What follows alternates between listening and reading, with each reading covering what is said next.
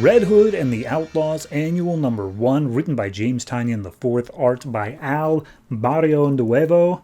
So this picks up immediately after issue 20. We have Jason with no memory. Corey was apparently lying to Roy, and Green Arrow's on the way because they have a big bounty on their heads.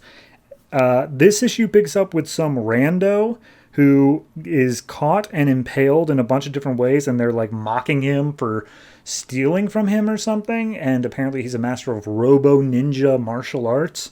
So he gets his throat slit open. It's purple blood, mind you. And then they say, oh, by the way, she's approaching the island.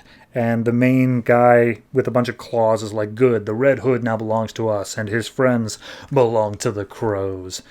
So then we see this, I don't know, helicopter. It's like super high tech for no reason, is crashing down onto this island, and a bunch of like animals on the island all turn out to be robots, and they say, oh, intruder, alert the Roy. And we see a Green Arrow has impaled them and chopped them apart. We then cut over to Jason, who is an amnesiac at this point, and he's like, all these so-called friends, they keep on saying I'm a good guy, but like, they always kind of like avert their eyes when they say it, so I need to find out for sure. And so he sneaks into a computer room and says, computer, tell me everything you know about the Red Hood. And so the big screen pops up and it says, Red Hood, confirmed kill count 83 people. And he's like, I'm not a good person at all. So then we go into Roy's bedroom, and he's lying in bed with Starfire, and he's thinking back to years ago when he was in therapy sessions with Hugo Strange. And Hugo's like, hey, look, we've made some great progress here, and you've told me a lot of secrets that I'm totally not going to exploit, but like, do you feel like Green Arrow truly trusts you, Roy? And Roy's like, no, he doesn't. And we see how earlier that week he's the guy at the computer. He's yelling into Ollie's ear, and he's like, dude, I made you a bunch of specialty arrows specifically for this situation. Why aren't you using them? And Arrow's like, I don't have time for this. I'm shutting you off. And he turns off the comms. 2 hours later, he shows up, and Roy is drunk. And he's like yelling at him like, you brought me in to help you build the tech. Why won't you let me help you? And Arrow's like, no, you're not going out in the field, Roy. So then we see Hugo is saying like, trust is the bedrock of any relationship. You need to be able to trust. So then cut back to now. The robots have sent an alert that something is on the island, and he goes out to check it, and he looks over at Starfire and it's like, hey, are you awake? We really need to talk about the fact that you haven't told me truthfully like things in your life, and I need trust. So we're going to talk about that when you wake up. And so he walks out, but of course she was already awake. So then we see, again, back in the therapy session, he's like, yeah, no, I was like stealing money from ATMs, and I got put in jail, and Green Arrow came and he busted me out. And I wanted to make a difference. I wanted to be like his tech guy. But then I also wanted to get out there and like join him. That would have made everything perfect. So then we cut to the island where Green Arrow is still being attacked by a bunch of robotic animals on the beach. And Arsenal's like, geez, what are you doing here, man? I don't want to deal with you right now. And he's like, yeah, no, I don't want to deal with you either, but you and your friends are in danger. So Starfire gets up at that point, and she's like, oh, I should go talk to Roy. Like, he seemed really upset. And as she's flying through the hallways, all the lights suddenly go out, and she doesn't know where she's walking anymore. The robots get a hold of Green Arrow, and he's just like, all right, look, I don't want you here regardless of what you're saying. Like, you like, get off my island. And he says, no, you don't understand. I got this hit that you and your friends have $500 million on your head each, and they're going to come to try to find you. But I came here to tell you that first, so that way you had at least a heads up. And Roy says, we were on a super secret island, and you just suddenly learned about this, and you came into my super secret island that nobody else should know about, and you don't think that doesn't sound like a trap? And then at that exact same point, we see Starfire in the darkness tries to light up her powers, but it turns out that there was a bunch of gasoline that has been laid down, and so it all just ignites and she explodes. And Roy's like, see, look, that's the trap. You made my island unsafe now. Dang it. And so he's like, all right, help me out. And he frees Green Arrow from the robots, and he's like, all right, you're going to help me and my friends.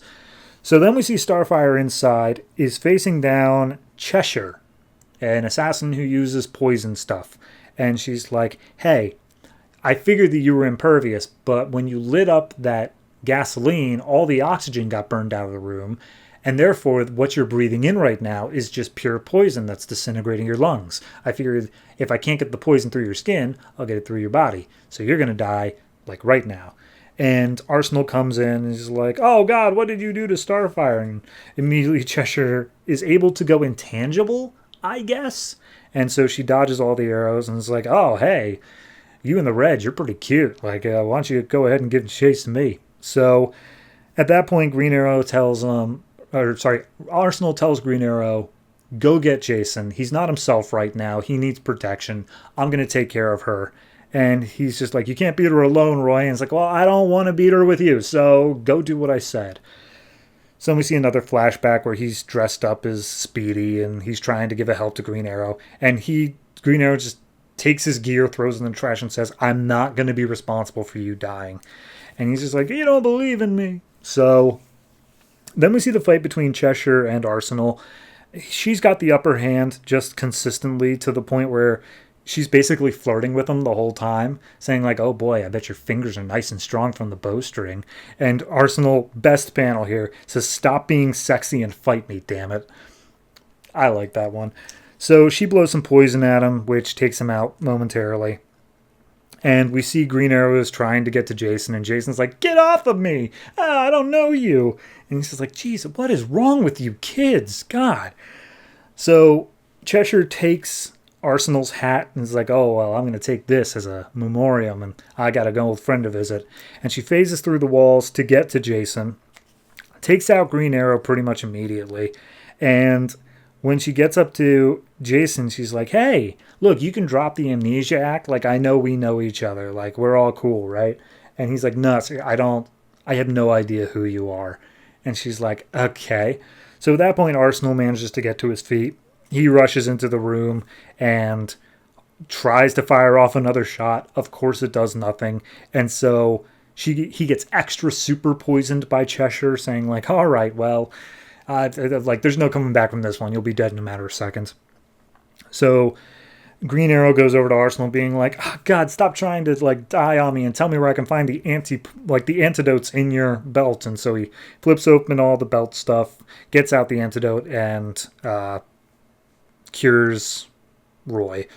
At this point, Cheshire's still talking to Jason, being like, okay, here's the thing, like, we don't care about your friends, we care about you, because you used to train with me. You said that you wanted to be a killer, and now there's going to be a war that's going on, and we want you back on our side.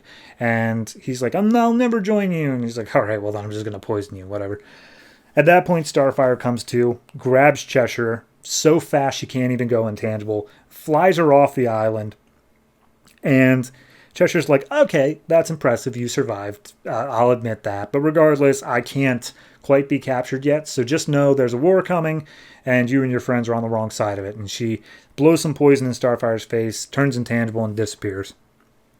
So at that point, Jason turns to Roy and just like, you lied to me. You said that we were good guys. And he's like, look, it's complicated. I can't explain to you what an anti-hero is with you being all stupid and whatnot.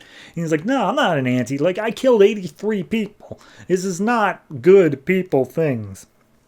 And Starfire comes in like, oh, what's he bitching about now? He's like, don't talk about me like I'm not here. Just, I'm done. Whatever you guys are okay with is clearly not what I'm okay with. I'm out of here. And he runs off into the jungle. And Green Arrow's like, so is anyone going to clue me in on what's happening here? And Arsenal's just like, no, I still don't want you here. I still don't forgive you.